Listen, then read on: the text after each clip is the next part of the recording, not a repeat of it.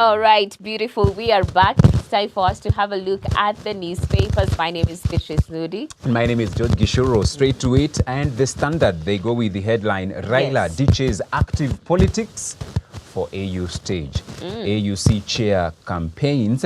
Kenya's politics could soon witness a sea change as veteran opposition chief Raila Odinga slowly disengages from the local scene and embraces the continental stage with the rollout of campaigns proper for the Africa Union Commission chairmanship. I am not going to be very active in Kenyan politics henceforth, as I continue now to focus my attention on the continental, that is the Africa Union Commission campaign. Yes. That was Raila Odinga speaking yesterday in a briefing together with, this is who? Prime Cabinet Secretary Musalia Mudavadi.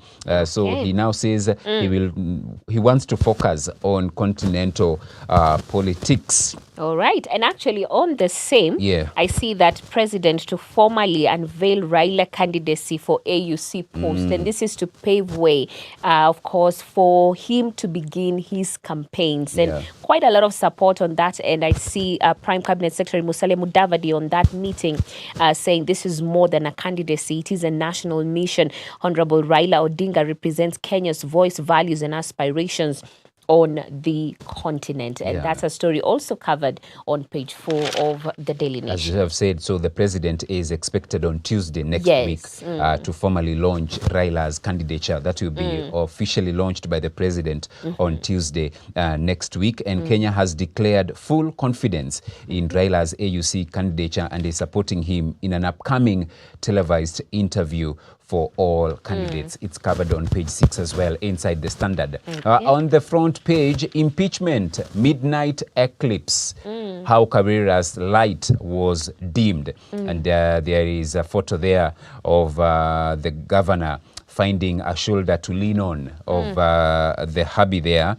And they're saying intense backroom negotiations and intrigues in the dead of night sealed the fate of Governor Kawira Mwangaza as senators on Tuesday night upheld her impeachment by Meru County Assembly. But in a new twist, the courts handed her a temporary reprieve until her case is heard and determined. And so yesterday, the court temporarily stopping her removal from office up until her case is heard and determined. You can read that story. It's covered on pages 4 and 5 inside the Standard. Then the story that has been grabbing the headlines over the last few days, weeks now, it's all about education, that is higher education, that is universities education. And varsities have now been told to admit students without fees. But that is the story there on the Standard. So VC's vice chancellors ordered to admit all students, include those who cannot pay fee. Education Cabinet Secretary assures all admitted students a place in university. This is a huge reprieve for parents, but it poses a serious challenge to the institutions because now the institutions have been told, you admit all these students, even if they don't pay.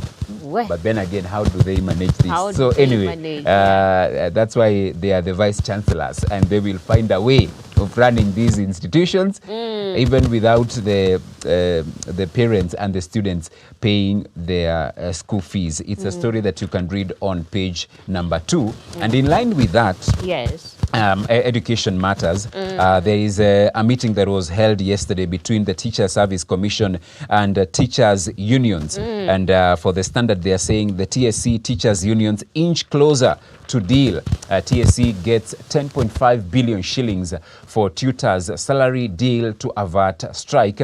Teachers to receive full benefits and arrears for July in their August payslips under the 2021-2025 CBA. But KUPPET and NAT say strike is still on after TSC failed to address all their grievances. So that means that their strike, the unions, KUPPET and NAT, they're saying the strike set for the 26th of August is still on. And of course, that means that the third term calendar could be interfered with, could be affected, especially as their schools are reopening, set to reopen on Monday next week. All right. The story on page 3. Yes, and actually that has also been given prominence in the Daily Nation, covered on the back page. And I see here maybe some are asking themselves, what are these things that they're actually demanding? And apart from the implementation of phase 2 of the CBA, the list of demands by corporates and NAT includes promotion of 130,000 teachers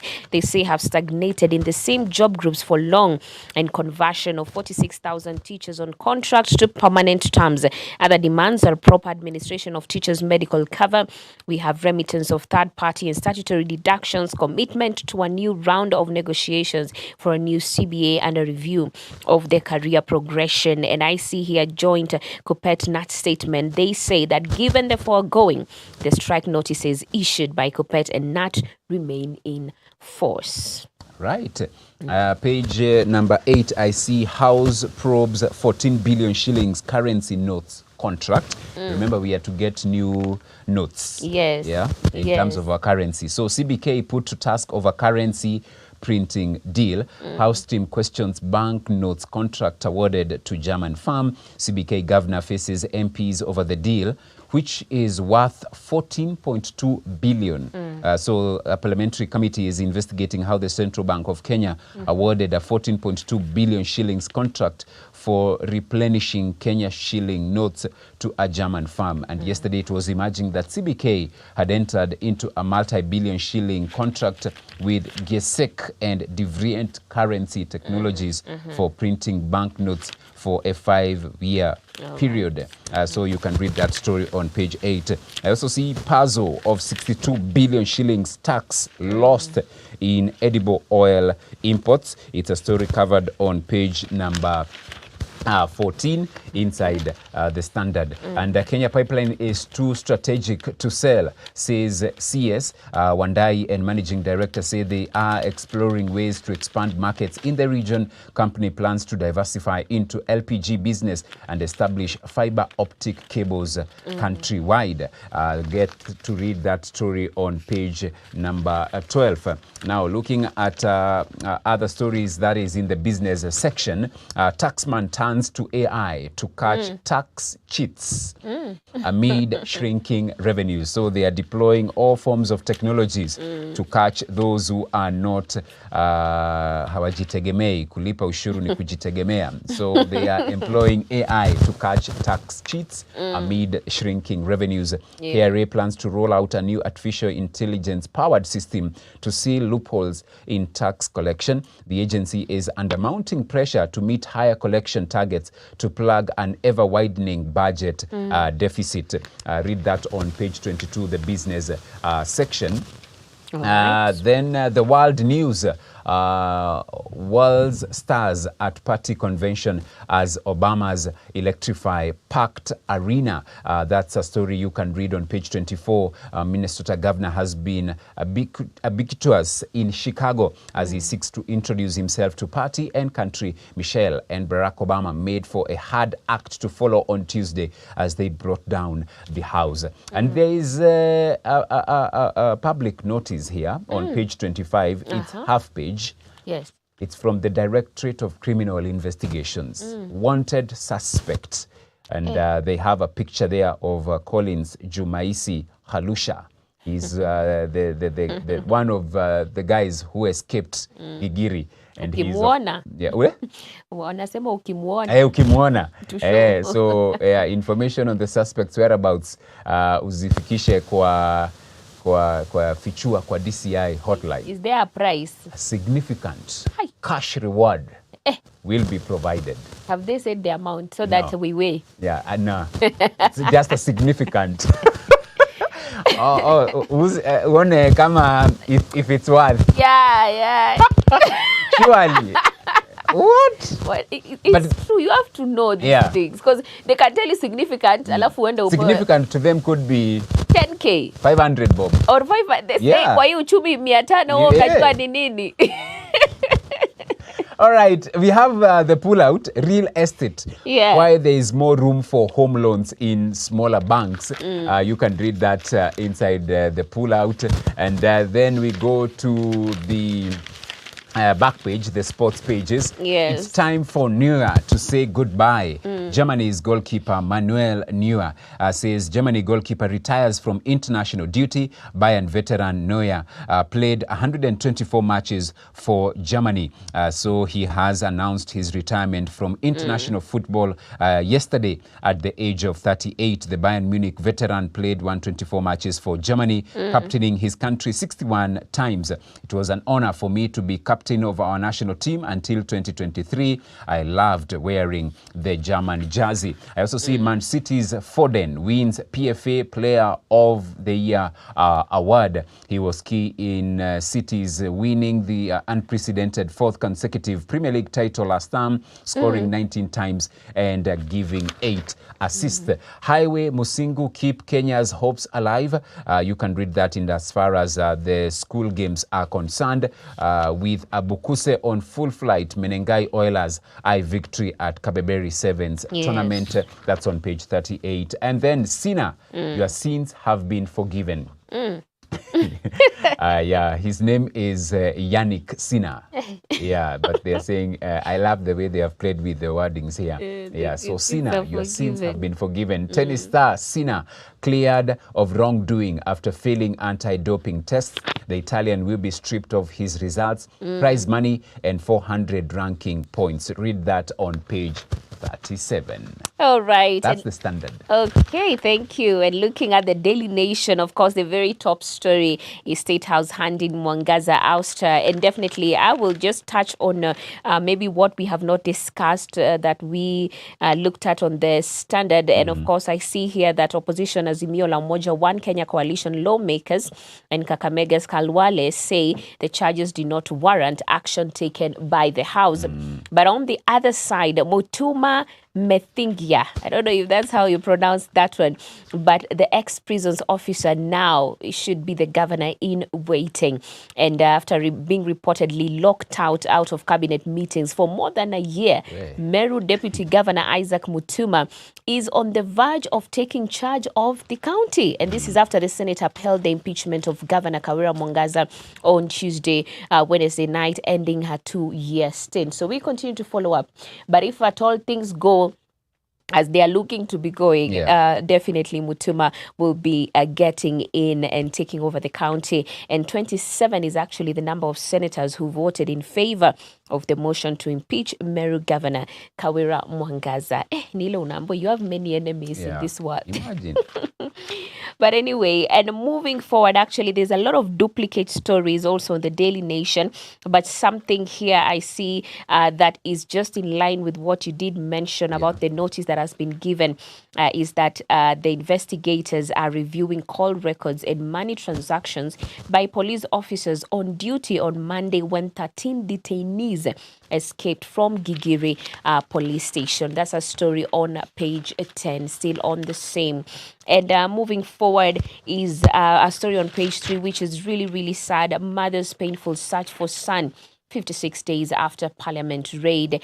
I see Miss Wangari says her son's colleagues told her he was arrested and bundled into a police car outside Imenti House. I still believe that my son is alive and the people holding him will release him. This is the pain of a mom, and her name is Miss Susan Wangari, whose son was more so actually detained and taken. I don't know where they took him. But the friends say that they saw clearly that he was arrested and bundled into a police car outside Imenti House. We really hope that he is alive, first of all, and also that he will be released, because it's been a long time. I mean, 56 days, that's a long time already. And moving on to, I see here the pullout today on the DN2 property is something interesting. I see Cassava Peels Concrete researchers explore how farm waste can benefit construction sector. In 2023, a California-based startup introduced cement-free concrete, a revolutionary product that could change the face of construction using waste. So this is Cassava Peels Concrete. A story on page 28 to 29. I mean, I'm wondering, will it be strong? But if you're asking yourself that question as well, look at that story. Cassava peel, I'm thinking unajua concrete ni kitu ngumu, lakini sasa when it comes to the peels of cassava utaitumia nyumba kidogo inayumba, kumbe mlitumia peels za cassava kama cement. But anyway, look at that story on page 31, because I'm sure, with the research that has been carried out, it probably is very, very strong. But look at that story and understand even more. That is on page 30.